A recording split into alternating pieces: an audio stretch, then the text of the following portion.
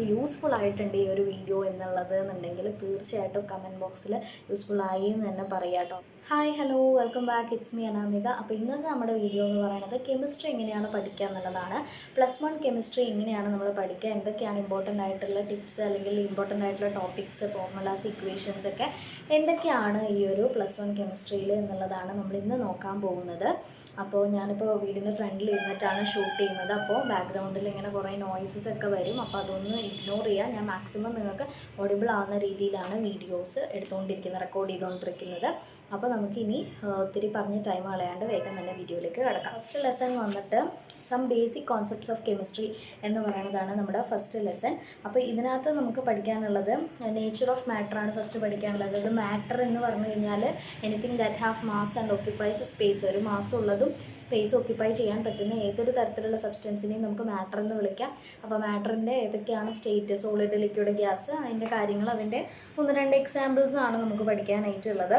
പിന്നെ വരുന്നതാണ് പ്യുവർ സബ്സ്റ്റൻസസും മിക്സ്ചേഴ്സും എന്താണെന്നുള്ളത്. ഇതൊരു മാറ്ററിനെ നമ്മൾ ക്ലാസിഫൈ ചെയ്യുന്നതാണ് പ്യുവർ സബ്സ്റ്റൻസും മിക്സ്ചേഴ്സും ആയിട്ടുള്ളത്. അപ്പോൾ അതിൽ ഹോമോജീനിയസ് മിക്സ്ചർ, ഹെട്രോജീനിയസ് മിക്സ്ചേഴ്സ്, പിന്നെ എലമെൻറ്റ്സ് ആൻഡ് കോമ്പൗണ്ട്സ്, അതൊക്കെ എന്താണ്, അതിന് ഓരോ എക്സാമ്പിൾസ് അടക്കം പഠിച്ചു വയ്ക്കാം. ഇനി അടുത്ത പറയാൻ പോകുന്ന ടോപ്പിക്ക് എന്തായാലും പഠിക്കണം, ലോസ് ഓഫ് കെമിക്കൽ കോമ്പിനേഷൻ. നമുക്കൊരു 4-5 ലോസ് വരുന്നുണ്ട്.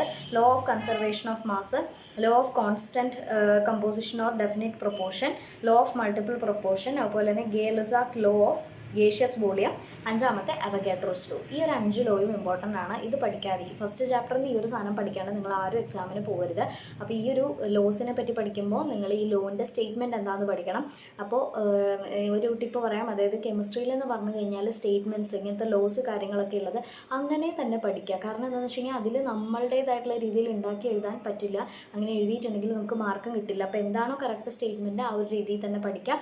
അതുപോലെ തന്നെ ഇത് ആരാണ് പ്രപ്പോസ് ചെയ്തത്, അതായത് ഓരോ ലോസും പ്രപ്പോസ് ചെയ്തിട്ടുള്ള ആൾക്കാരുണ്ടാവും. അപ്പം law of conservation of mass Antoine Lavoisier എന്ന് പറഞ്ഞിട്ടുള്ള ഒരാളാണ് കണ്ടുപിടിച്ചിട്ടുള്ളത്. അപ്പോൾ ആ ഒരു പേരും എന്താണ് ആ ലോ എന്നുള്ളതും കൂടി എഴുതി വെക്കുന്ന ആ ഒരു ഇത് മാത്രമേ വേണ്ടുള്ളൂ. പിന്നെ ഈ ഒരു 5 ലോയ്ക്ക് ഉണ്ടല്ലോ ഓരോ എക്സാമ്പിൾസ് എഴുതി വെക്കുക, അതായത് പഠിച്ചു വയ്ക്കുക. അത് എക്സാമ്പിൾസ് പഠിച്ചു വയ്ക്കുക. കാരണം ചിലപ്പോൾ ആ ഒരു എക്സാമ്പിൾ വെച്ചിട്ട് നമുക്കൊരു ക്വസ്റ്റ്യൻ ചോദിക്കും. എന്നിട്ട് ആ ഒരു എക്സാമ്പിൾ വെച്ചിട്ട് നമ്മളുടെ അടുത്ത് ഇത് ഏത് ലോയാണ് എന്നുള്ളത് ചോദിക്കാറുണ്ട്. അപ്പോൾ അത് പഠിക്കുക. പിന്നെ പഠിക്കേണ്ടതാണ് ഡാൽട്ടൺസ് അറ്റോമിക് തിയറി. അത് എന്തായാലും പഠിച്ചിട്ട് പോകേണ്ടതാണ്. പെർസെൻറ്റേജ് കമ്പോസിഷൻ വരും. അതായത് ഒരു കോമ്പൗണ്ടിൽ ഈ ഒരു എലമെൻറ്റ് എത്ര പെർസെൻറ്റേജ് ഉണ്ട് എന്നുള്ളത് കണ്ടുപിടിക്കാൻ അതിൻ്റെ ഇക്വേഷൻ ഞാനിവിടെ കൊടുക്കുന്നുണ്ട്. അത് എന്തായാലും പഠിച്ചിരിക്കണം. അത് അത്രയും ഇമ്പോർട്ടൻ്റ് ആയിട്ടുള്ളതാണ്. Empirical formula and molecular formula, അത് വെച്ചിട്ടുള്ളൊരു ക്വസ്റ്റ്യൻ വിത്ത് സൊല്യൂഷൻ ഞാൻ ഇവിടെ കൊടുക്കുന്നുണ്ട്. അത് എന്തായാലും ചോദിക്കുന്നതാണ്. സോ അതുകൊണ്ട് എല്ലാവരും എന്തായാലും നിർബന്ധമായിട്ട് അത് പഠിച്ചു വയ്ക്കുക. അത് ഇമ്പോർട്ടൻ്റ് ആയിട്ട് വരുന്നൊരു കാര്യമാണ്. പിന്നെ ലിമിറ്റിംഗ് റിയേജൻറ്റ്, അതിൻ്റെയും ലിമിറ്റിംഗ് റിയേജൻറ്റിൻ്റെ തിയറി എന്താണെന്നുള്ളതും പഠിക്കുക. പ്ലസ് അതിൻ്റെ പ്രോബ്ലംസും ചോദിക്കാറുണ്ട്. അപ്പോൾ അതും കൂടെ ഒന്ന് പഠിച്ചു വയ്ക്കുക. പിന്നെ സിമ്പിളായിട്ട് 3 മാർക്ക് 2 മാർക്കിനൊക്കെ ആയിട്ട് നമ്മളോട് ചോദിക്കുന്നതാണ് മൊളാരിറ്റി കണ്ടുപിടിക്കുക. പിന്നെ കെമിസ്ട്രിയിൽ എപ്പോഴും ചോദിക്കുന്നത് എങ്ങനെയാണെന്ന് വെച്ചാൽ ഒരു സ്റ്റേറ്റ്മെൻറ്റ് തരും. ആ സ്റ്റേറ്റ്മെൻറ്റിനെ ആസ്പദമാക്കിയിട്ട് ഒരു 4-5 സബ് ക്വസ്റ്റ്യൻസ് ഉണ്ടാവും. അങ്ങനെ ചോദിക്കാറുണ്ട്. അപ്പോൾ അതിനകത്ത് ഇങ്ങനെ മൊളാലിറ്റി ഒക്കെ കണ്ടുപിടിക്കാൻ ചോദിക്കാറുണ്ട്. ഇപ്പോൾ mass percent, mole fraction, molality, അതേപോലെ തന്നെ ആ സാധനങ്ങളൊക്കെ നമ്മളൊന്ന് കണ്ടുപിടിക്കുക. അതിനുള്ള ഇക്വേഷൻസ് ഒക്കെ പഠിച്ചു വയ്ക്കുക. സെക്കൻഡ് ലെസൺ വന്നിട്ട് സ്ട്രക്ചർ ഓഫ് ആറ്റം ആണ്. സ്ട്രക്ചർ ഓഫ് ആറ്റത്തിൽ എന്ന് പറഞ്ഞു കഴിഞ്ഞാൽ ഇതിൽ ഞാൻ ഇന്നത് എന്തായാലും പഠിക്കുക അങ്ങനെ എനിക്ക് പറയാൻ പറ്റില്ല. കാരണം എന്താണെന്ന് വെച്ച് കഴിഞ്ഞാൽ കൂടുതലും എല്ലാം ഒരു തിയറി ബേസ്ഡ് ആണ്. നമുക്ക് കുറേ കാര്യങ്ങൾ, ഒരാൾ ഇന്നത് കണ്ടുപിടിച്ചു, ഇന്നൊരു എക്സ്പെരിമെൻറ്റ് നടത്തി, അതിൽ നിന്ന് അയാൾക്ക് കിട്ടിയ ഒബ്സർവേഷൻ ഇന്നതൊക്കെയാണ്, അങ്ങനത്തെ കാര്യങ്ങളാണ് നമുക്ക് പഠിക്കാനുള്ളത്. ഓരോ സയൻറ്റിസ്റ്റുകൾ ഓരോ എക്സ്പെരിമെൻറ്റ്സ് ചെയ്ത് കാഥോഡ് റേസ് കണ്ടുപിടിക്കുന്നു, ആനോഡ് റേസ് കണ്ടുപിടിക്കുന്നു, അങ്ങനെയുള്ള കാര്യങ്ങളൊക്കെയാണ് നമുക്ക് പഠിക്കാനുള്ളത്. അപ്പോൾ ആദ്യം തന്നെ എങ്ങനെയാണ് ഇലക്ട്രോൺ കണ്ടുപിടിച്ചത്, കാഥോഡ് റേസിൻ്റെ എങ്ങനെയാണെന്നുള്ളത് ചോദിക്കേണ്ടത്. അപ്പോൾ അതിനൊരു ഇതൊക്കെ ഉണ്ട്. അതൊരു എക്സ്പെരിമെൻറ്റിൻ്റെ ഒരു ഡെമോൺസ്ട്രേഷൻ, അതിൻ്റെ പ്രോപ്പർട്ടീസ്, കാഥോഡ് റേസിൻ്റെ പ്രോപ്പർട്ടീസ്, അത് എന്തായാലും പഠിച്ചു വെക്കണം കേട്ടോ. പിന്നെ അതേപോലെ തന്നെ ആനോഡ് റേസ് എങ്ങനെയാണ് ഡിസ്കവർ ചെയ്തിട്ടുള്ളത്, അതിൽ ഈ പറഞ്ഞ പോലെ തന്നെ ആനോഡ് റേസിൻ്റെ പ്രോപ്പർട്ടി, ആനോഡ് കാഥോഡ് റേസിൻ്റെ പ്രോപ്പർട്ടീസ് പഠിച്ചു വയ്ക്കാം. പിന്നെ വരുന്നതാണ് റുദർഫോർഡിൻ്റെ സ്കാറ്ററിംഗ് മോഡൽ. അത് ഏറ്റവും ഇമ്പോർട്ടൻ്റ് ആണ് കേട്ടോ. റുദർഫോർഡിൻ്റെ എല്ലാ ക്വസ്റ്റ്യൻ പേപ്പറിലും കാണാറുണ്ട്. അപ്പോൾ റുദർഫോർഡിൻ്റെ സ്കാറ്ററിംഗ് എക്സ്പെരിമെൻറ്റിനകത്ത് എല്ലാം പഠിക്കണം. അതായത് ഒബ്സർവേഷൻ, അതുപോലെ തന്നെ കൺക്ലൂഷൻ, എന്താണ് ആ ഒരു ഇതെന്നുള്ളതും പഠിച്ചു വയ്ക്കുക. റുദർഫോർഡിൻ്റെ മോഡലിൻ്റെ ഫെയിലിയേഴ്സ് എന്തൊക്കെയാണെന്നുള്ളതും പഠിക്കണം. അത് കഴിഞ്ഞാൽ നിങ്ങൾക്ക് വരുന്നതാണ് ബോർ മോഡൽ പഠിക്കാം. പിന്നെ നിങ്ങൾക്ക് പഠിക്കാനുള്ളതാണ് ഇലക്ട്രോ മാഗ്നറ്റിക് റേഡിയേഷനും പ്ലാങ്ക്സ് ക്വാണ്ടം തിയറി എന്ന് പറഞ്ഞിട്ടുള്ളൊരു സംഭവമുണ്ട്. അത് രണ്ടും പഠിക്കണം. ഫോട്ടോ ഇലക്ട്രിക് എഫക്റ്റ് പഠിക്കണം. ഓക്കെ, ഈ ഒരു കാര്യങ്ങളൊക്കെയാണ് നിങ്ങൾക്ക് തിയറി ബേസ്ഡ് ആയിട്ട് മെയിനായിട്ട് പഠിക്കാനുള്ളത്. പിന്നെ ലൈൻ സ്പെക്ട്രത്തിൽ മെയിനായിട്ടുള്ള ആ ഒരു ലൈൻ എമിഷൻ സ്പെക്ട്രം, അതായത് Lyman, Balmer, Paschen, Brackett and Pfund എന്ന് പറഞ്ഞിട്ടുള്ള ആ ഒരു സീരീസ് വരുന്നില്ല, അത് എന്തായാലും പഠിച്ചു വെക്കണേ. അതൊന്ന് വരയ്ക്കാനായിട്ടും കൂടെ ഒന്ന് പഠിച്ചു വയ്ക്കുക. പിന്നെ ബോർ മോഡലിൻ്റെ മെറിറ്റ്സ് ആൻഡ് ഡിമെറിറ്റ്സ് പഠിക്കുന്നത് നല്ലതാണ്. അതായത് ഡിമെറിറ്റ്സ് അല്ലെങ്കിൽ ലിമിറ്റേഷൻസ്, അഡ്വാൻറ്റേജസ് എന്താ, ആ ഒരു സാധനം പഠിച്ചു വയ്ക്കുന്നത് നല്ലതാണ്. പിന്നെ നമുക്ക് Heisenberg's uncertainty principle, de Broglie's concept of dual nature, അതൊക്കെ എന്തായാലും നിർബന്ധമായിട്ടും ചോദിക്കുന്നതാണ്. അപ്പോൾ ഈ ഓരോ സ്റ്റേറ്റ്മെൻറ്റ് പഠിക്കുമ്പം അതിൻ്റെ ഇക്വേഷൻ ഉണ്ടാവും. ഇപ്പോൾ ഡി ബ്രോഗ്ലിൻ്റെ ഇക്വേഷൻ എന്ന് പറയുന്നത് ലാംഡ = h/p ആണ്. അത് വെച്ചിട്ട് നമുക്ക് പ്രോബ്ലംസ് ചോദിക്കാൻ ചാൻസ് ഉണ്ട്. അതിനകത്ത് ലാംഡയും എച്ചും വന്നിട്ടുണ്ടാവും, പി കണ്ടുപിടിക്കാനായിട്ട് പറയും. അപ്പോൾ അങ്ങനെയൊക്കെ. അപ്പോൾ ഈ പഠിക്കുന്ന ലോസ് എല്ലാം നിങ്ങൾക്ക് പ്രോബ്ലത്തിനും കൂടി നിങ്ങൾക്ക് സെയിം ആയിട്ട് യൂസ് ചെയ്യാം. അതേപോലെ തന്നെയാണ് ഹെയ്സൻബർഗ്സിൻ്റെ അൺസർട്ടനിറ്റി പ്രിൻസിപ്പിൾ. ഈ ഒരു ചാപ്റ്റർ അത്യാവശ്യം ലോങ് ആണ്, അപ്പോൾ എന്തായാലും പഠിക്കുക. പിന്നെ വരുന്നത് ഓർബിറ്റും ഓർബിറ്റലും തമ്മിലുള്ള ഡിഫറൻസിയേഷൻ ഒരു ടേബിളായിട്ട് പഠിക്കാനുണ്ട്, അത് എന്തായാലും പഠിക്കണം. പിന്നെ ലാസ്റ്റ് വരുന്നതാണ് ക്വാണ്ടം നമ്പേഴ്സ്, അതായത് പ്രിൻസിപ്പൽ ക്വാണ്ടം നമ്പർ എന്താ, അസിമുത്തൽ എന്താണ്, magnetic quantum number, spin quantum number ഒക്കെ എന്താണ് എന്നുള്ളതും, പിന്നെ ഓർബിറ്റൽസിൻ്റെ ഷേപ്പും കാര്യങ്ങളും ചോദിക്കുന്നതാണ്. പിന്നെ ഒരു ഇതും കൂടെ ഉണ്ട്, നമുക്ക് റേഡിയൽ നോഡ്, ആംഗുലർ നോഡ്, ഇത് പഠിച്ചിരിക്കണം കേട്ടോ. റേഡിയൽ നോഡ്, ആംഗുലർ നോഡ്, അതുപോലെ തന്നെ ഓഫ് ബോ principle, Pauli's exclusion principle, Hund's rule, ഇത്രയും കൂടെ കഴിയുമ്പോഴത്തേനുമാണ് സെക്കൻഡ് ചാപ്റ്റർ കംപ്ലീറ്റ് ആവുന്നത്. അപ്പോൾ കേൾക്കുമ്പോൾ ഒത്തിരി ഉണ്ടെന്ന് തോന്നും, പക്ഷേ ഇതെല്ലാം ഒന്ന് നോക്കി പോവുക. മിനിമം നമ്മൾ ഇത്രയെങ്കിലും പഠിച്ചാൽ മാത്രമാണ് നമുക്ക് നല്ല മാർക്സ് സ്കോർ ചെയ്യാനായിട്ട് പറ്റുള്ളൂ. മൂന്നാമത്തെ ലെസണിലേക്ക് വരുമ്പോൾ നിങ്ങൾ 10th കുറച്ചും കൂടെ പഠിച്ച അതേ സെയിം കാര്യങ്ങളാണ് നിങ്ങൾക്ക് ഇതിൽ പഠിക്കാനുള്ളത്. എലമെൻസിൻ്റെ ക്ലാസിഫിക്കേഷൻസും അതിൻ്റെ പീരിയോഡിസിറ്റി, അതിൻ്റെ ഓരോ പ്രോപ്പർട്ടീസ് കാര്യങ്ങളാണ് പഠിക്കാനുള്ളത്. അപ്പോൾ ആദ്യം തന്നെ ഏർലിയർ ക്ലാസിഫിക്കേഷൻ ഉണ്ട്, വലിയ കാര്യമായിട്ട് ചോദിക്കില്ല, ജസ്റ്റ് അറിഞ്ഞിരിക്കുക. ഡോബറേനിയസ് ട്രയാഡും ന്യൂലാൻഡ്സ് ലോ ഓഫ് ഒക്ടേവ്സും ജസ്റ്റ് ഒന്ന് അറിഞ്ഞിരിക്കുക.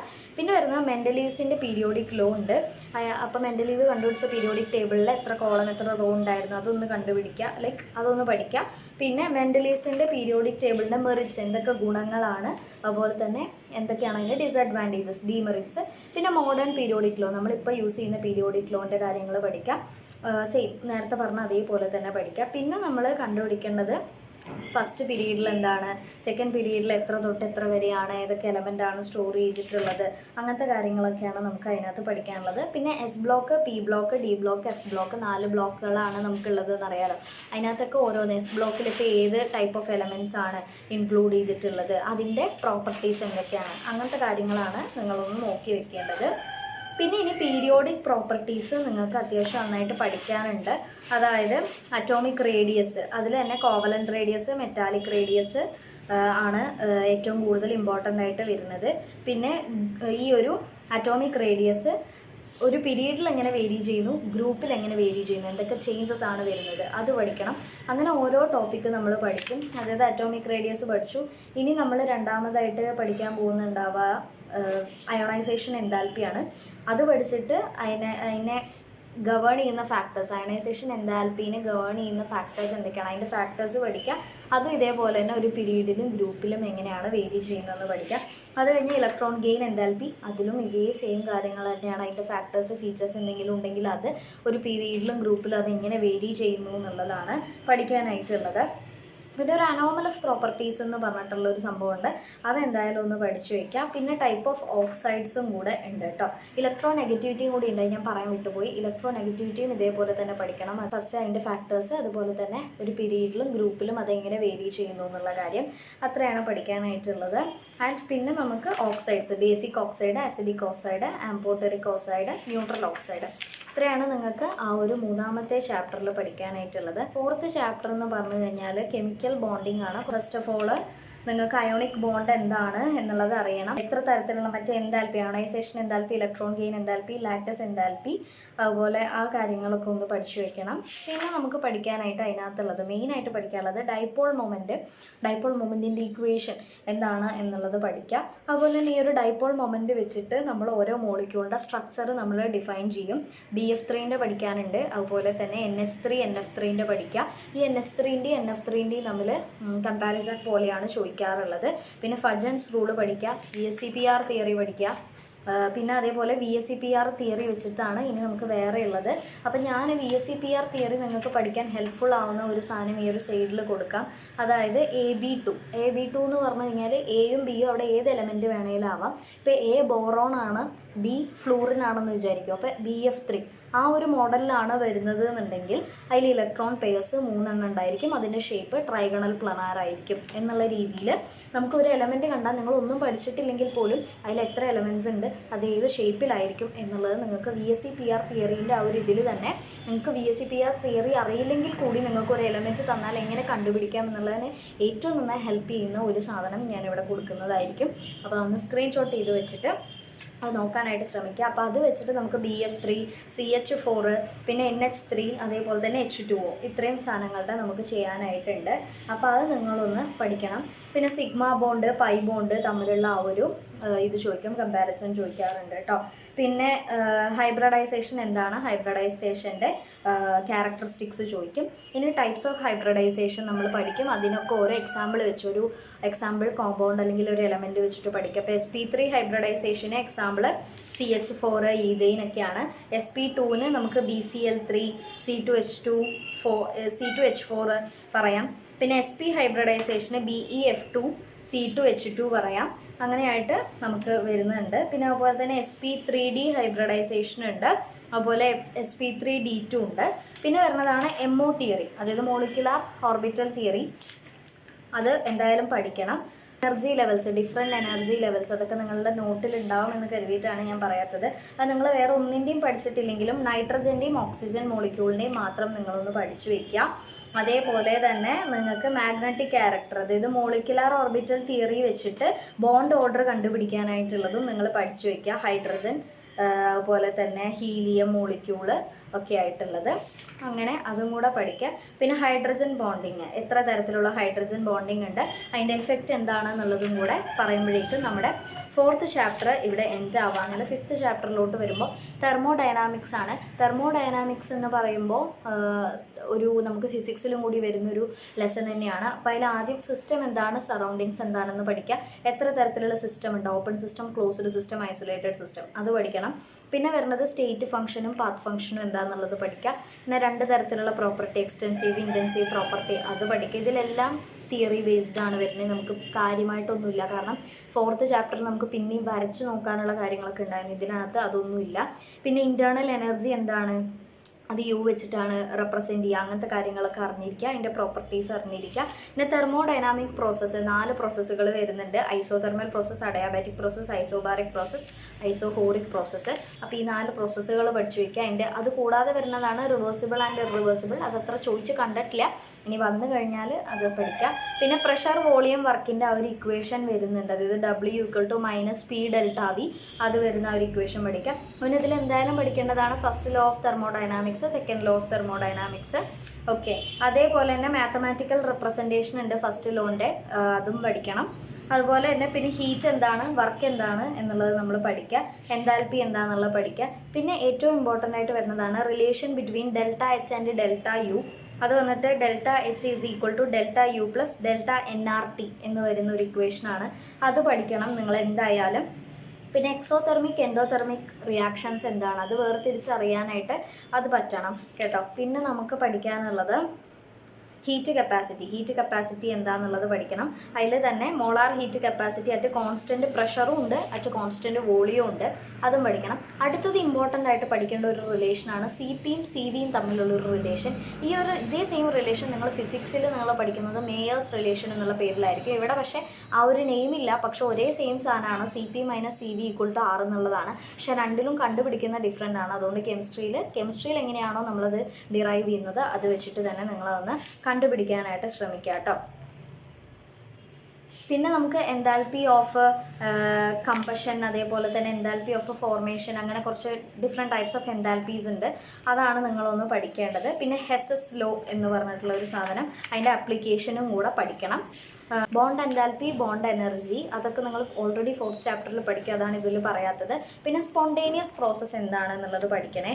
സ്പോണ്ടേനിയസ് പ്രോസസ്സ് എന്താണ് എന്നുള്ളതും അതിനുള്ള ഗിബ്സ് എനർജി എന്താണെന്നുള്ളതും അതിൻ്റെ ഇക്വേഷനും, അതുപോലെ തന്നെ ΔG ഗിബ്സ് എനർജീനെ ഡെൽറ്റ ജി എന്നാണ് പറയുന്നത്. അത് നെഗറ്റീവ് ആവാനുള്ള കണ്ടീഷൻ എന്താണെന്നും പോസിറ്റീവ് ആവാനുള്ള കണ്ടീഷൻ എന്താണെന്നുള്ളതും പഠിക്കണം. പിന്നെ നമുക്ക് ഞാൻ ഫസ്റ്റും സെക്കൻഡും ലോ പറഞ്ഞ പോലെ തന്നെ തേർഡ് ലോ ഓഫ് തെർമോഡൈനാമിക്സ് പഠിക്കണം. അതിൻ്റെ അപ്ലിക്കേഷനും കൂടെ പഠിക്കണം. അതും കൂടെ കഴിയുമ്പോഴത്തേനുമാണ് നിങ്ങളുടെ 5th ചാപ്റ്റർ എൻഡ് ആവുന്നത്. തെർമോഡൈനാമിക്സ് കഴിഞ്ഞു. 6th ചാപ്റ്ററാണ് ഇക്വിലിബ്രിയം. ഫസ്റ്റ് പഠിക്കാനുള്ളതാണ് ഹെൻറീസ് ലോ. ഹെൻറീസ് ലോയും അതിനൊരു എക്സാമ്പിളും പഠിച്ചു വയ്ക്കുക. ഇപ്പോൾ സോഡ വാട്ടർ അല്ലെങ്കിൽ അതിൻ്റെ ആ ബോട്ടിൽ സീൽ ചെയ്യുന്നത് അതൊക്കെ അതിനൊരു എക്സാമ്പിളാണ്. അത് പഠിച്ചു വയ്ക്കുക. പിന്നെ നമുക്ക് നേരത്തെ ലെസണിൽ പഠിച്ച പോലെ തന്നെ റിവേഴ്സിബിൾ ആൻഡ് ഇറിവേഴ്സിബിൾ റിയാക്ഷൻ. അവിടെ പ്രോസസ്സ് എന്ന് പറഞ്ഞാൽ പഠിച്ച്, ഇവിടെ റിയാക്ഷൻ. അപ്പോൾ ആ പ്രോസസ്സ് എന്ന് പറഞ്ഞിടത്തൊക്കെ റിയാക്ഷൻ ആക്കി കഴിഞ്ഞാൽ നമുക്ക് ഇതിൻ്റെ ആ ഒരു ആൻസർ നമുക്ക് കിട്ടുന്നതായിരിക്കും. അപ്പോൾ ആ ഒരു ഇത് പഠിക്കാനുണ്ട്. പിന്നെ ഇക്വിലിബ്രിയത്തിൻ്റെ കോൺസെപ്റ്റ് പഠിക്കാനുണ്ട്. പിന്നെ കെമിക്കൽ ഇക്വിലിബ്രിയം എന്താണ്, അതിൻ്റെ ഇമ്പോർട്ടൻറ്റ് ക്യാരക്ടറിസ്റ്റിക്സ് എന്താണ്, ആ കാര്യങ്ങളും കൂടെ നിങ്ങൾക്ക് പഠിക്കാനുണ്ട്. പിന്നെ ഇവിടെ വരുന്ന ഇമ്പോർട്ടൻ്റ് ആയിട്ടുള്ള റിലേഷനാണ് കെ പിയും കെ സിയും തമ്മിലുള്ള ഇക്വിലിബ്രിയം കോൺസ്റ്റൻസ് ആയിട്ടുള്ള കെ പിയും കെ സിയും തമ്മിലുള്ള ആ ഒരു ഈ റിലേഷൻ എന്താണെന്നുള്ളത് ചോദിക്കും. അത് നിങ്ങൾ എന്തായാലും പഠിച്ചിരിക്കണം കേട്ടോ. അപ്പോൾ അത് പഠിക്കണം. പിന്നെ ഇക്വിലിബ്രിയം കോൺസ്റ്റൻറ്റിൻ്റെ ക്യാരക്ടറിസ്റ്റിക്സ് അത് ചോദിച്ച് കണ്ടിട്ടുള്ള ക്വസ്റ്റ്യനാണ്. അത് എന്തായാലും നിങ്ങൾ പഠിക്കണേ. പിന്നെ ഇക്വിലിബ്രിയം കോൺസ്റ്റൻറ്റിൻ്റെ അപ്ലിക്കേഷൻസ് ചെയ്യാം. Prediction of extent of A reaction. ഒരു റിയാക്ഷൻ്റെ എക്സ്റ്റെൻറ്റ് ഏത് വരെയാണെന്നുള്ളത് ഇതാക്കാം. ഡയറക്ഷൻ, ഒരു റിയാക്ഷൻ്റെ ഡയറക്ഷൻ നമുക്ക് കണ്ടുപിടിക്കാം. അപ്പോൾ അതൊക്കെ എഴുതിയാൽ മതി. അതുപോലെ തന്നെ ലേ ഷാക്ലിയർ പ്രിൻസിപ്പിൾ പഠിക്കണം. അതിനെ അഫക്റ്റ് ചെയ്യുന്ന ഫാക്ടേഴ്സ് പഠിക്കണം. ഓക്കെ. പിന്നെ ഇക്വിലിബ്രിയം കോൺസ്റ്റൻറ്റും ഗിബ്സ് എനർജിയും തമ്മിലുള്ള ഒരു റിലേഷൻ ഉണ്ട്. അതും കൂടെ നിങ്ങളൊന്ന് പഠിക്കേണ്ട ആവശ്യമുണ്ട്. പിന്നെ കാറ്റലിസ്റ്റ് എന്താണ്, കാറ്റലിസ്റ്റിൻ്റെ എഫക്റ്റ് എന്താണ്, അതേപോലെ തന്നെ അതിൻ്റെ എഫക്റ്റ്, അതായത് കോൺസെൻട്രേഷൻ ആഡ് ചെയ്യുമ്പോഴും പ്രഷറിലും ടെമ്പറേച്ചറിലും ഒക്കെ ഈ ഒരു കാറ്റലിസ്റ്റിന് എന്താണ് ചേഞ്ച് വരുന്നത് എന്നുള്ളത് നോക്കണം. പിന്നെ അയോണിക് ഇക്വിലിബ്രിയം നിങ്ങൾക്ക് പഠിക്കാനുണ്ട്. പിന്നെ അത് കഴിഞ്ഞാൽ വരുന്നതാണ് ആസിഡിൻ്റെയും ബേസിൻ്റെയും ഒരു കോൺസെപ്റ്റ്, അതായത് Arrhenius principle of acid and bases, അതുപോലെ തന്നെ ബ്രോൺസ്റ്റഡ് ലോറി കോൺസെപ്റ്റ്. ആ 2 കോൺസെപ്റ്റാണ് വരുന്നത്. അതായത് കോൺജുഗേറ്റഡ് ആസിഡ് പെയേഴ്സ് വരുന്നൊരു സംഭവം. പിന്നെ വരുന്നതാണ് Luis concept of acid and base എന്ന് പറയുന്നത്.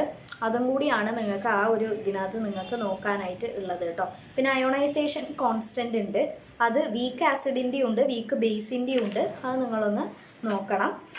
ഓക്കെ, അത്രയാണ്. പിന്നെ ഈ പറഞ്ഞ കാര്യങ്ങളൊക്കെ ഞാൻ പറഞ്ഞല്ലോ, ഇതിൽ തന്നെ നമ്മളുടെ അടുത്ത് ക്വസ്റ്റ്യനും ചോദിക്കാം. ഇതിന്ന് വരാൻ സാധ്യതയുള്ളൊരു പ്രോബ്ലം അയോണൈസേഷൻ ഓഫ് വാട്ടർ ചോദിച്ച് കണ്ടിട്ടുണ്ട്. അപ്പോൾ ചിലപ്പോൾ ആ ഒരു പ്രോബ്ലം ചിലപ്പോൾ ചോദിക്കാനായിട്ട് ചാൻസ് ഉണ്ട്.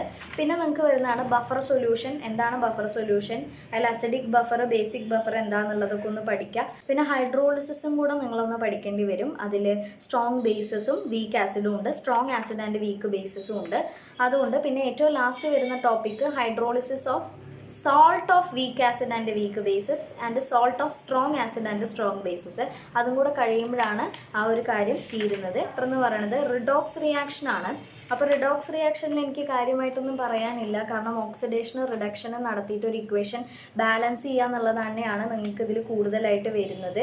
അപ്പോൾ അതിനകത്ത് തന്നെ ഓക്സിഡേഷൻ എന്ന് പറഞ്ഞു കഴിഞ്ഞാൽ നമുക്ക് അഡീഷൻ ഓഫ് ഓക്സിജൻ ആക്കിയിട്ടും അല്ലെങ്കിൽ നമുക്ക് അതേപോലെ റിമൂവൽ ഓഫ് ഓക്സിജൻ ആക്കിയിട്ടും നമുക്ക് ഓക്സിഡേഷൻ ആൻഡ് റിഡക്ഷനെ പറയാം. ആ ഒരു കോൺസെപ്റ്റ് നിങ്ങൾ ആദ്യം തന്നെ പറയണം. പിന്നെ അതേപോലെ തന്നെ ഓക്സിഡേഷൻ നമ്പർ കൊടുക്കാനായിട്ട് നമ്മൾ യൂസ് ചെയ്യുന്ന ജനറൽ ആയിട്ടുള്ള ലോസ് എന്തൊക്കെയാണ്, അങ്ങനത്തെ കാര്യങ്ങൾ, പിന്നെ സ്റ്റോക്ക് നൊട്ടേഷൻ കാര്യങ്ങൾ, അതൊക്കെയാണ് നിങ്ങൾക്ക് അതിനകത്ത് പഠിക്കാനുള്ള. വലിയ കാര്യമായിട്ടില്ല, ഫുൾ പ്രോബ്ലംസ് ആണ്. ഇത്രയും നേരം നിങ്ങൾ കുറേ തിയറിയാണ് പഠിച്ചതെന്നുണ്ടെങ്കിൽ ഇവിടെ പ്രോബ്ലംസ് ആണ് വരുന്നത്. പിന്നെ ഏതൊക്കെ തരത്തിലുള്ള റിഡോക്സ് റിയാക്ഷൻ ഉണ്ട്, combination reaction, decomposition reaction, displacement reaction, disproportionation reaction. അപ്പോൾ ഈ ഒരു കാര്യങ്ങൾ. പിന്നെ ഏറ്റവും ഇമ്പോർട്ടൻ്റ് ആയിട്ട് ഈ ഒരു ചാപ്റ്ററിൽ നിന്ന് ചോദിക്കാൻ ഒരൊറ്റ ചോദ്യമാണ് ഏറ്റവും കൂടുതലായിട്ട് ഞാൻ ചോദിച്ചു കണ്ടിട്ടുള്ളൂ, ബാലൻസ് ചെയ്യുന്നത് എങ്ങനെയാണെന്നുള്ളത്. അതാണ് ഇതിൽ ഏറ്റവും കൂടുതൽ നമുക്ക് വരുന്നത്. അതിൽ ഓക്സിഡേഷൻ നമ്പർ മെത്തേഡും ഉണ്ട്, ഹാഫ് റിയാക്ഷൻ മെത്തേഡും ഉണ്ട്. അപ്പോൾ സ്പെസിഫിക് ആയിട്ട് പറയും ഏത് മെത്തേഡിലാണ് നിങ്ങളൊരു ഇക്വേഷൻ ബാലൻസ് ചെയ്യേണ്ടതെന്ന്. അതനുസരിച്ചിട്ട് നിങ്ങൾ ആ ഒരു ഇക്വേഷൻ ബാലൻസ് ചെയ്യുക. ആ ഒരു electrode potential, okay, electro chemical cell എന്താണെന്നുള്ളതും ഇലക്ട്രോഡ് പൊട്ടൻഷ്യൽ എന്താണെന്നുള്ളൊരു തിയറിയും കൂടെ കഴിഞ്ഞാൽ നിങ്ങളുടെ ആ ഒരു ലെസൺ റിഡോക്സ് റിയാക്ഷൻ കഴിഞ്ഞിട്ടുണ്ട്. ഇനി അടുത്ത വരുന്നതാണ് നിങ്ങളുടെ ഓർഗാനിക് കെമിസ്ട്രി. ഇത്രയും നേരം നിങ്ങൾ പഠിച്ചതിന് ഡിഫറെൻ്റ് ആയിട്ട് വരുന്നതാണ് ലാസ്റ്റിലെ 2 chapter, 8th and 9th chapter. Organic chemistry, some basic principles and techniques. അപ്പോൾ ഇതെന്ന് പറഞ്ഞിട്ടുണ്ടെന്നുണ്ടെങ്കിൽ ആദ്യം തന്നെ നമുക്ക് പഠിക്കാനുള്ളത് ലൂയിസ് സ്ട്രക്ചറിലും പല പല സ്ട്രക്ചറിലും നമുക്ക് ഒരു ഓർഗാനിക് കോമ്പൗണ്ടിനെ റെപ്രസെൻറ്റ് ചെയ്യാൻ പറ്റുക. Lewis structure, complete structural formula, condensed structural formula, bond lines structural formula, അങ്ങനെ പല പല സ്ട്രക്ചറൽ ഫോർമുലയിൽ നിങ്ങൾക്ക് ഒരേ സാധനം തന്നെ നിങ്ങൾക്ക് അതൊന്ന് ഇതാക്കാനുണ്ടാവും, റെപ്രസെൻറ്റ് ചെയ്യാനുണ്ടാവും. പിന്നെ ക്ലാസിഫിക്കേഷനാണ് acyclic or open chain compounds, cyclic or closed chain compounds. അതിനകത്ത് തന്നെ പല പല സബ് കാറ്റഗറീസ് ഉണ്ട്, അത് പഠിക്കണം. പിന്നെ alkyl radicals and functional groups പഠിക്കാനുണ്ട് നിങ്ങൾക്ക്. പിന്നെ നിങ്ങൾക്ക് വരുന്നത് ആൽക്കെയിൻ എന്താ, ആൽക്കീൻ എന്താ, അതിൻ്റെ കാര്യങ്ങൾ, അതിൽ ബ്രാഞ്ചഡ് ചെയിന് എങ്ങനെയാണ് കണ്ടുപിടിക്കുന്നത്, അങ്ങനത്തെ കുറച്ച് കാര്യങ്ങളൊക്കെയാണ് വരിക. ഇതൊന്നും ആ രീതിയിലുള്ള പ്രോബ്ലംസ് ആണ് തരിക. നിങ്ങൾക്കൊരു സ്ട്രക്ചറൽ ഫോർമുലയോ കണ്ടൻസ്ഡ് ഫോർമുലയോ തന്നിട്ട് അതിൽ നിന്ന് ഏതാണ് ലോങ്ങസ്റ്റ് ചെയിൻ അല്ലെങ്കിൽ നെയിം ചെയ്യാനായിട്ട്. ഓക്കെ, നോമൻ ക്ലീസർ ആയിരിക്കും ചോദിക്കുക. ഇപ്പോൾ പ്രോപ്പൻ 1 to all എന്ന് പറഞ്ഞാൽ ഒരു നെയിം കണ്ടുപിടിക്കാനായിട്ടാണ് കൂടുതലും ഇതിനകത്ത് ചോദിക്കാറുള്ളത്. പിന്നെ ഐസോമറിസം പഠിക്കണം. 2 തരത്തിലുള്ള ഐസോമറിസം ആണ് നമുക്കുള്ളത്, സ്ട്രക്ചറൽ ഐസോമറിസം, സ്റ്റീരിയോ ഐസോമറിസം. അതെന്തായാലും പഠിച്ചിരിക്കണം. പിന്നെ ഈ effect, inductive effect, electromeric effect, resonance effect, അതൊക്കെ ചോദിക്കാറുണ്ട് കേട്ടോ. ഹൈപ്പർ കോൺജുഗേഷൻ ചോദിക്കാറുണ്ട്. പിന്നെ കോവലൻ്റ് ബോണ്ടിൽ നടക്കുന്ന ഫിഷൻ, 2 ടൈപ്പ് ഫിഷനാണുള്ളത്, ഹോമോലിറ്റിക്കും ഹെട്രോലിറ്റിക്കും, അതും ചോദിക്കാറുണ്ട്. പിന്നെ നമുക്ക് റിയാക്ഷൻ ഇൻ്റർമീഡിയറ്റ്, ഒരു റിയാക്ഷൻ നടക്കുമ്പോൾ അതിൻ്റെ ഇൻ്റർമീഡിയറ്റ് ആയിട്ട് നിൽക്കുന്ന കുറച്ച് ആൾക്കാരുണ്ട്. ഫ്രീ റാഡിക്കൽസ്, കാർബോ കാറ്റയോൺസ്, കാർബാനിയോൺസ്, അതും പഠിക്കണം. പിന്നെ വരുന്ന ടൈപ്പ് ഓഫ് റിയേജൻറ്റ്, അതായത് ഇലക്ട്രോഫൈൽ, ന്യൂക്ലിയോഫൈൽ, അതിൻ്റെയൊക്കെ എക്സാമ്പിൾസ് പഠിച്ചു വയ്ക്കുക. കാരണം കുറേ എക്സാമ്പിൾ ഒരുമിച്ച് വന്നിട്ട് ഏതൊക്കെയാണ് ഇലക്ട്രോഫൈൽ ഏതൊക്കെയാണ് ന്യൂക്ലിയോഫൈൽ എന്നുള്ളത് ചോദിക്കാറുണ്ട്. പിന്നെ നിങ്ങൾക്ക് പഠിക്കാനുള്ളതാണ് organic reaction. Okay, substitution reaction, addition reaction, elimination reaction, rearrangement reaction, ഈ ഒരു 4 റിയാക്ഷൻ ചോദിക്കാറുണ്ട്. അതുപോലെ തന്നെ ഓർഗാനിക് കോമ്പൗണ്ടിനെ പ്യൂരിഫൈ ചെയ്യാനായിട്ട് നമ്മൾ ഉപയോഗിക്കുന്ന കുറച്ച് പ്യൂരിഫിക്കേഷൻ മെത്തേഡ്സ് ഉണ്ട്. Sublimation, crystallisation, distillation, differential extraction, പിന്നെ ക്രൊമാറ്റോഗ്രഫിക് മെത്തേഡ്സ്. അതിൽ സബ്ലിമേഷൻ, ക്രിസ്റ്റലൈസേഷൻ ഒക്കെ ചോദിക്കാറുണ്ട്. ഇതൊരു ടൈമിൽ ഞാൻ പഠിക്കുമ്പോൾ മാച്ച് ദ ഫോളോയിങ് ആയിട്ട് ചോദിച്ചു, അതല്ലാണ്ടും ചോദിക്കാൻ ചാൻസ് ഉള്ളതാണ്. അതായത് ക്വാളിറ്റേറ്റീവ് അനാലിസിസ് ഉണ്ട്, അതായത് ഒരു കോമ്പൗണ്ടിൽ കാർബൺ ഉണ്ടോ, ഹൈഡ്രജൻ ഉണ്ടോ, അല്ലെങ്കിൽ നൈട്രജൻ ഉണ്ടോ, സൾഫർ ഉണ്ടോ, ഹാലജൻസ് ഉണ്ട്, ഇതൊക്കെ കണ്ടുപിടിക്കാനുള്ള ടെസ്റ്റുകളുണ്ട്. അത് നിങ്ങളൊന്ന് പഠിക്കണം. അപ്പോൾ ക്വാളിറ്റേറ്റീവ് അനാലിസിസ് കഴിഞ്ഞു. അത് കഴിഞ്ഞാൽ ക്വാണ്ടിറ്റേറ്റീവ് അനാലിസിസ് ആണുള്ളത്, അത് നിങ്ങൾ നോക്കണം. ലാസ്റ്റ് ചാപ്റ്ററാണ് 9th ചാപ്റ്റർ, ഹൈഡ്രോ കാർബൺസിൽ വരുന്നത് ആദ്യം തന്നെ ഇതേപോലെ ക്ലാസിഫിക്കേഷനാണ്. ഹൈഡ്രോ കാർബൺസ് നമ്മൾ ഓപ്പൺ ചെയിൻ ആയിട്ടും ക്ലോസ്ഡ് ചെയിൻ ആയിട്ടും ഒക്കെ തിരിച്ചിട്ടുണ്ട്, അത് പഠിക്കുക. പിന്നെ ആൽക്കൈൻ, ആൽക്കീൻ, ആൽക്കൈൻ, അതിൻ്റെ എല്ലാത്തിൻ്റെയും ഫോർമുല, നോർമൽ ഫോർമുല, CnH2n+2, അങ്ങനത്തെ സംഭവങ്ങൾ പഠിക്കുക. പിന്നെ ഐസോമറിസം. പിന്നെ ഇതിനകത്ത് കൂടുതലും പഠിക്കാനുള്ളത് പ്രിപ്പറേഷനാണ്. അപ്പോൾ കഥ പോലെ പഠിക്കുക എങ്ങനെയാണ് വരുന്നത് എന്നുള്ളത്. ഓക്കെ, അപ്പോൾ ഇതിൽ ഫസ്റ്റ് വരുന്നത് അൺസാച്ചുറേറ്റഡ് ഹൈഡ്രോ കാർബൺ നമുക്ക് ആൽക്കൈൻ പ്രിപ്പയർ ചെയ്യാം. അതുപോലെ തന്നെ ആൽക്കൈൽ ഹാലൈഡ് നിന്ന് പ്രിപ്പയർ ചെയ്യാം. അതിലൊരു ഇമ്പോർട്ടൻ്റ് ആയിട്ടുള്ള റിയാക്ഷനാണ് വുഡ്സ് റിയാക്ഷൻ. അപ്പോൾ അങ്ങനത്തെ നെയിം വരുന്ന റിയാക്ഷൻ, വുഡ്സ് റിയാക്ഷൻ, അങ്ങനത്തെ നെയിംസ് ആയിട്ട് വരുന്ന റിയാക്ഷൻസ് എല്ലാം കൂടുതലും ചോദിക്കാറുണ്ട്. ഇപ്പോൾ ഡീകാർബോക്സിലേഷൻ, അത് ചോദിക്കാം. അപ്പോൾ നിങ്ങൾ പേര് മാത്രം പഠിച്ച് ഇന്നതാണെന്ന് പഠിക്കരുത്. ചിലപ്പോൾ ഇങ്ങനെ തരും, ഇങ്ങനെയാണ് നമ്മൾ ചെയ്തിട്ടുള്ളത്, ഇത് എന്ത് മെത്തേഡാണ് എന്ന് ചോദിക്കാം. അല്ലെങ്കിൽ എനിക്ക് ഇന്നത് വഴി ഇന്ന കോമ്പൗണ്ടിൻ്റെ കൂടെ ഇന്നത് ആഡ് ചെയ്തിട്ട് എനിക്ക് ഇന്ന പ്രോഡക്റ്റ് കിട്ടണം, അപ്പോൾ ഞാനിവിടെ ഏത് മെത്തേഡാണ് യൂസ് ചെയ്യേണ്ടത് അല്ലെങ്കിൽ ഏതാണ് യൂസ് ചെയ്യേണ്ടത് എന്നുള്ളത് ചോദിക്കും. അപ്പോൾ കോൾബ്സ് ഇലക്ട്രോലിറ്റിക് മെത്തേഡ് ഇമ്പോർട്ടൻ്റ് ആയിട്ടുള്ളതാണ്, അത് പഠിക്കാം. എന്നിട്ട് ആൽക്കെയിൻസിൻ്റെ ഫിസിക്കൽ ആൻഡ് കെമിക്കൽ പ്രോപ്പർട്ടീസ് പഠിച്ചു. അത് കഴിഞ്ഞാൽ വരുന്നതാണ് നിങ്ങൾക്ക് ഇതേ രീതിയിൽ സബ്സ്റ്റിറ്റ്യൂഷൻ റിയാക്ഷൻ അതിൻ്റെ ഇടയിലുണ്ട്. അതുപോലെ തന്നെ പൈറോളിസിസ് പഠിക്കണം, അറോമാറ്റൈസേഷൻ പഠിക്കണം, ഐസോമറൈസേഷൻ പഠിക്കണം. ഓക്കെ, അതുപോലെ തന്നെ കൺഫോർമേഷൻ ഓഫ് ആൽക്കെയിൻസ്, ഹ്യൂമൻ പ്രൊജക്ഷനിലും സോഹോസ് പ്രൊജക്ഷനിലും 2 തരത്തിലുള്ള പ്രൊജക്ഷനിലും നമ്മളുടെ അടുത്ത് വരയ്ക്കാൻ പറയാറുണ്ട്. പിന്നെ ഉള്ളതാണ് നമ്മുടെ ആൽക്കീന്. ആൽക്കീനിലും ഇതേപോലെ തന്നെ എന്താണ് ആൽക്കീൻ എന്ന് പഠിക്കുക, അതിൽ വരുന്ന ഐസോമറിസം പഠിക്കുക. അതുപോലെ തന്നെ അതെങ്ങനെയാണ് നമ്മൾ പ്രിപ്പയർ ചെയ്യുന്നത്, ഫ്രം ആൽക്കഹോൾസ്, ആൽക്കൈൽ ഹാലൈഡ്സ്, അങ്ങനെ കുറേ ഇതുണ്ട്. അതിനകത്ത് കെമിക്കൽ പ്രോപ്പർട്ടീസ് വരുന്നുണ്ട്, അതിൽ വേറെ റിയാക്ഷൻസ് ഉണ്ട്, അഡീഷൻ ഓഫ് ഹാലജൻ. അതിൽ വരുന്നതാണ് മാർക്കോനിക്കോവ്സ് റൂള്. അതിൻ്റെ എക്സാമ്പിൾ എന്തായാലും പഠിച്ചു വയ്ക്കുക. ആ ഇക്വേഷൻ തന്നിട്ട് ഇത് ഏത് റൂളാണെന്ന് ചോദിക്കാൻ സാധ്യതയുണ്ട്. പിന്നെ പെറോക്സൈഡ് ഇഫക്റ്റ്, അതിൻ്റെ വേറൊരു പേരാണ് ഖരാഷ് ഇഫക്റ്റ്. അപ്പോൾ ചിലപ്പോൾ അത് രണ്ടും മാറ്റി മാറ്റി നമ്മളോട് ചോദിക്കാൻ സാധ്യതയുണ്ട്. പിന്നെ ഓസനോളിസിസ് ചോദിക്കാറുള്ള ഒരു ക്വസ്റ്റ്യൻ ആണ്. അത് കഴിഞ്ഞാൽ പിന്നെ പോളിമറൈസേഷൻ റിയാക്ഷൻസ് ഉണ്ട്, അതും ചോദിക്കാറുള്ളതാണ്. ഇനി സെയിം ഇതേപോലെ തന്നെ റിപ്പീറ്റ് ചെയ്ത് ആൽക്കൈൻ എന്താണെന്ന് പറയുന്നു, ആൽക്കൈൻ്റെ കാര്യങ്ങൾ, അതിൻ്റെ ഫാക്ടേഴ്സ് കാര്യങ്ങൾ, അതിലുള്ള ഐസോമെറിസം പറയുന്നു, അതിൻ്റെ പ്രിപ്പറേഷൻ പറയുന്നു. അതാണ് അതിനകത്ത് വരുന്നത്. അത് കുറച്ചേ ഉള്ളൂ. പിന്നെ അത് കഴിഞ്ഞാൽ അരോമാറ്റിക് ഹൈഡ്രോ കാർബൺസ് അല്ലെങ്കിൽ അരീൻസ് എന്ന് പറഞ്ഞിട്ട് നമുക്ക് ബെൻസീൻ, നാഫ്തലീൻ അങ്ങനത്തെ രീതിയിലുള്ള കോമ്പൗണ്ട്സിലേക്കാണ് പോകുന്നത്. അതിനകത്ത് നമുക്കിപ്പോൾ ഹക്കൽസ് റൂള് പഠിക്കാനുണ്ട്. അതിൻ്റെ പ്രിപ്പറേഷൻ മെത്തേഡ്സ് കാര്യങ്ങളൊക്കെ പഠിക്കണം കേട്ടോ, ബെൻസീനൊക്കെ എങ്ങനെയാണ് ഇതാക്കുന്നത് എന്നുള്ളത്. അപ്പോൾ ഇവിടെ ഹാലോജനേഷൻ ചോദിക്കാറുണ്ട്. ഇവിടെ ഞാൻ ഇമ്പോർട്ടൻ്റ് ആയിട്ടുള്ള പറഞ്ഞുതരാം. ഹാലോജനേഷൻ, സൾഫോണേഷൻ, നൈട്രേഷൻ, അതൊക്കെ ആ ഒരു ഫിഗർ തരും. ഫിഗർ തന്നിട്ട് ഇത് ഏത് റിയാക്ഷനാണെന്ന് ചോദിക്കാറുണ്ട്. അതുപോലെ തന്നെ ഫ്രിഡൽ ക്രാഫ്റ്റ് റിയാക്ഷൻ ചോദിക്കാറുണ്ട്. അപ്പോൾ അത്രയാണ് ഇമ്പോർട്ടൻ്റ് ആയിട്ട് ഈ ഒരു കെമിസ്ട്രിയിൽ നിങ്ങൾക്ക് വരുന്നത്.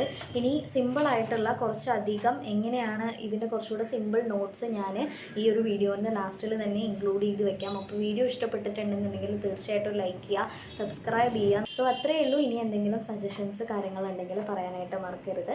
So that's it for today. All the best. Thank you. By.